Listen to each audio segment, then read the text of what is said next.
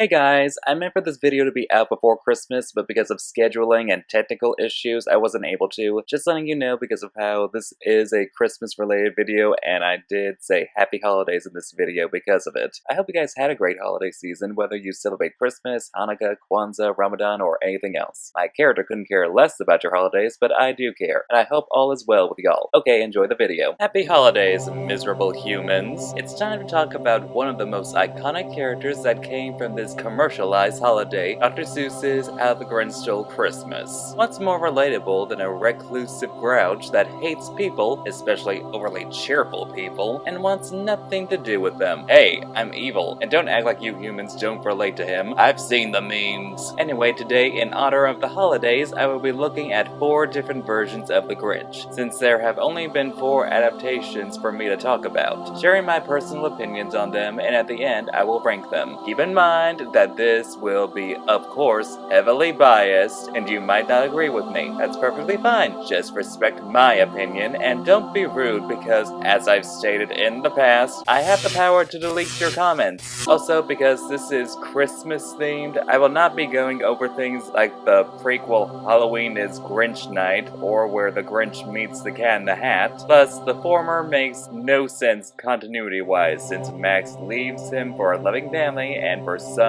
unexplained reason comes back to him during the events of the Grinch stealing Christmas. What the Tartarus? And I'm not even gonna touch upon that ridiculous horror parody, The Mean One. That is an acid trip. However, I suppose I should go over the story for those of you who live under a rock like a starfish and don't know the story of the Grinch. Originally written by popular American children's author and illustrator Dr. Seuss, who ironically didn't like children and felt awkward around them, The Grinch is about a reclusive grouch that hates both Christmas and the Who's that love the holiday so much. Why does he hate Christmas? No one knows for sure, though some guess that his head wasn't screwed on just right, and strangely, some dopes think that it was because his shoes were too tight. Not sure how tight shoes would make someone hate a holiday, but okay. However, the most likely reason of all, according to the rhyming narrator, since Seuss was known for his rhymes, and was one of the reasons why Seuss books were the worst books in elementary school for AR tests, that his heart was 2 sizes too small. But whatever the reason, his heart or his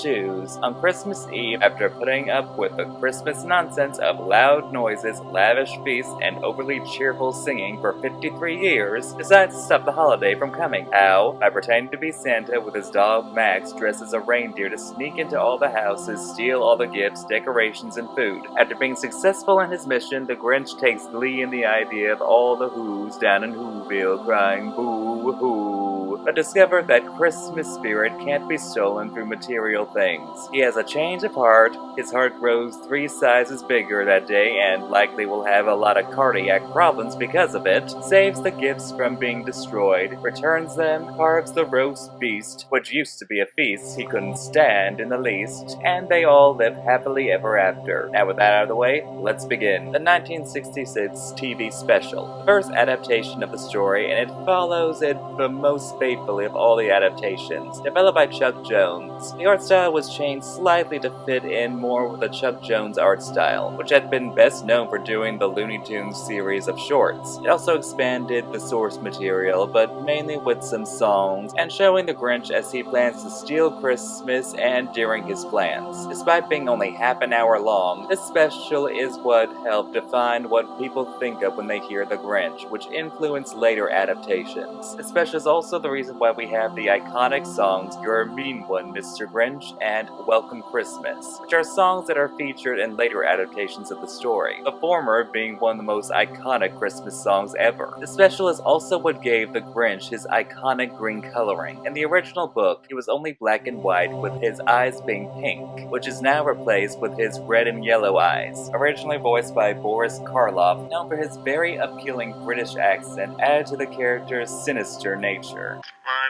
must stop Christmas from coming. But how? Unlike some versions of the Grinch, the character is not given a backstory to why he hates Christmas, and it's kept vague like the original book, which makes sense since Dr. Seuss himself also worked on the special. While this does make the Grinch less three-dimensional, it does make him enjoyable for how unapologetically awful he is. It can make his redemption at the end not seem as believable, but this is more of a children's story where things are simpler. That doesn't make it any less amazing because it's a Christmas classic for a reason. Great and creative animation, memorable and iconic characters, songs that are a major part of our pop culture, and actually redefined how we see the Grinch. It's so iconic that later editions of the book have the covers with the Grinch being green with yellow eyes. Definitely a timeless classic. The 2000 live-action movie, the very first full-length film adaptation, as well as the first of only 2 live-action adaptations of Seuss's works. And if you've seen the live-action Cat in the Hat movie, you'd see why. Directed by Ron Howard, who was probably best known for playing Opie Taylor from The Andy Griffith Show, the film starred comedic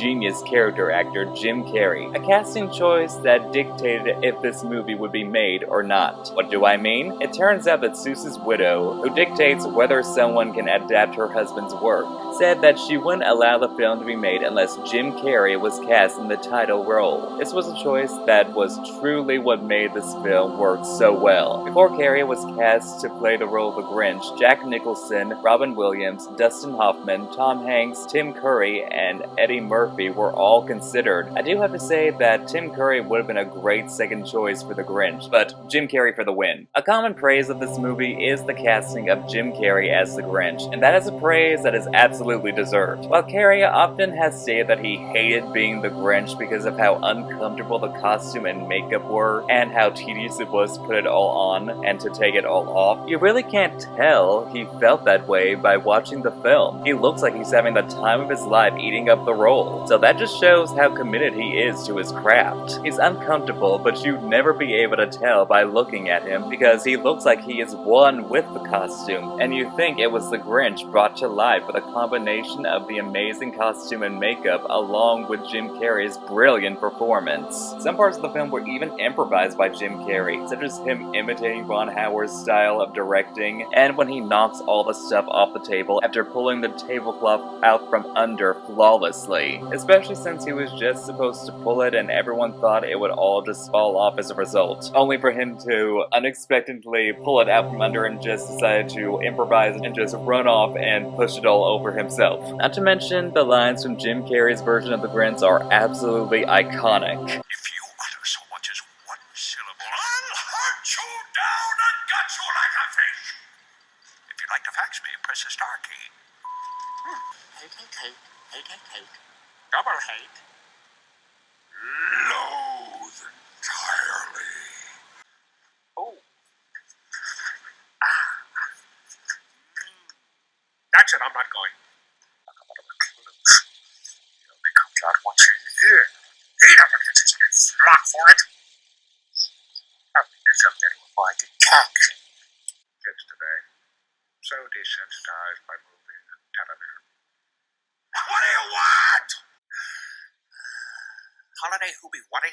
It's the male equivalent to casting Glenn Close as Cruella. They also expand upon the story by giving the Grinch a backstory, which explains why he hates Christmas and all the who's. I mean, he was left outside all night because no one noticed him due to a Christmas party going on, and then he was humiliated and taunted by his classmates on Christmas when everyone is supposed to be kind and loving. It adds to the character. They even gave him a love interest, Martha May Whovier, who has become a fashion icon in pop culture, who was the only one as a kid that was kind to him and always had genuine romantic feelings for him. Cindy Lou was also given more of an active role, with her actually interacting with the Grinch and questioning the status quo, without it coming off as cringy. However, while I do love how they handled her character in the movie, a criticism I have is how she didn't seem to recognize the Grinch when he was Santa. I mean, I guess you could argue that the white stuff around the tree made it look like Santa's white beard, weird, but even then that's a stretch.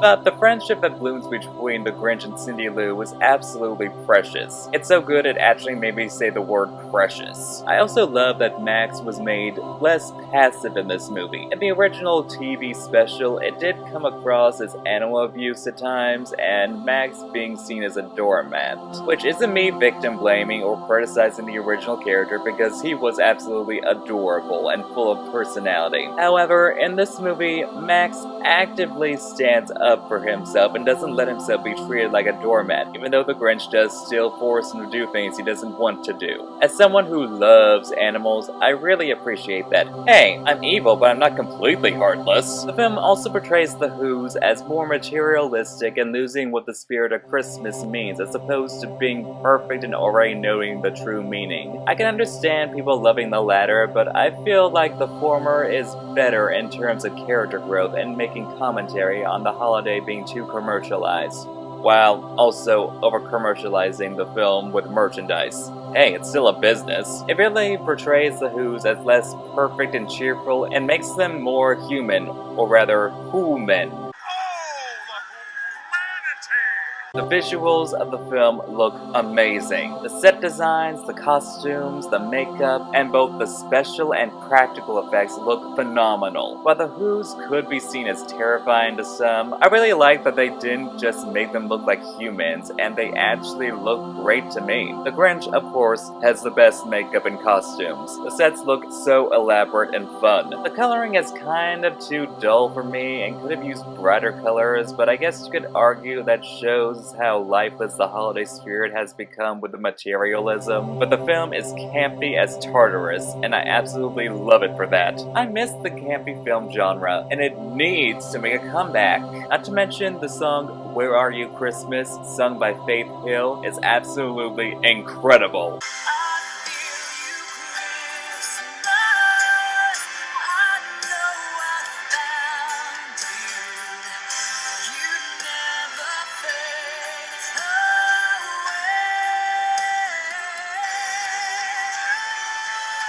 A Christmas classic that I continue to love and never fails to make me laugh. The Grinch 2018, a full-length animated film that was done by Illumination, and it really shows, especially when you see their horrible adaptation of The Lorax. It took a lot of liberties, like changing the Grinch's design significantly by making him look cuddly and adorable. He doesn't seem vile looking at all. His portrayal is even worse, with him being like some whiny little troll that actually goes into town and interacts with the Who's. The Jim Carrey version ate garbage to avoid being around them. The Grinch is supposed to be a recluse that doesn't go interact with the Who's. The Jim Carrey one only went into town to get revenge, to get an award, and then steal Christmas. It doesn't have that Benedict Cumberbatch's performance is so whiny and nasal, which just makes the character even worse. What is this depressing bean? No. That's impossible. You can't be out of food. This is one of your kidding things. Finally, something you said is actually funny. What is wrong with you? Didn't you see me? I mean, if that was a sled, I'd be dead. His regular British accent would have worked so much better. Not to mention, this Grinch also twerks, which, dear sweet Poseidon, no. The only good thing I can say about the Grinch is that I do love that he treats Max well. I've always wondered why he would have a pet dog if he was so cruel. In one puppet short, it was showed it was because he had an itch that only Max could scratch, but I do love the idea of him being absolutely cruel, and his one redeeming thing was his love for Max. If only the Grinch was handled better to make this matter more. Cindy Lou was made into some generic, extreme, sport-loving, smart-mouthed tomboy. This makes her incredibly generic, and makes her falling for the Grinch as Santa Claus make no sense, because of how she's supposed to be smart, so she shouldn't believe he's Santa for a moment. I mean, the original version was only 2 years old, so that made sense, and the Jim Carrey one didn't make sense, but I've already complained about that. I also hate the rap version of the Grinch song. I hate rap music in general, but this is awful, even by the standards of rap music. Yo, mean one, you really are a hero. Who is this mean fellow with his skin all all green and his teeth all yellow. The film is too full of pop culture references, unmemorable and unlikable characters, wasting talented actors, pointless plots like the reindeer, lame jokes, being instantly dated, and the Grinch's backstory being an absolute mess with him being an orphan and they just forgot about him on Christmas or something. I don't know, it's not well explained, and while not as awful as the Lorax or especially the live-action Cat in the Hat movie, it's just an unmemorable bad. NBC's Dr. Seuss's The Grinch Musical Live. Lastly, we had the NBC's live show of the Broadway musical version of The Grinch. I'll just be upfront and say I hate it. I had to search for the show, managed to find it on Peacock, and forced myself to watch this disaster just for this video. The things we creators do for our content.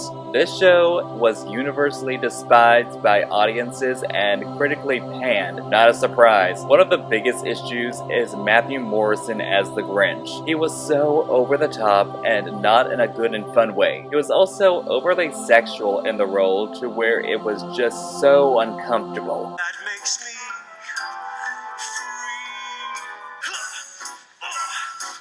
Matthew Morrison is a talented actor, but this wasn't a good role for him and is easily his worst performance. The Grinch himself is annoying and obnoxious. They even ruined the Grinch song by having him fart in the middle of it.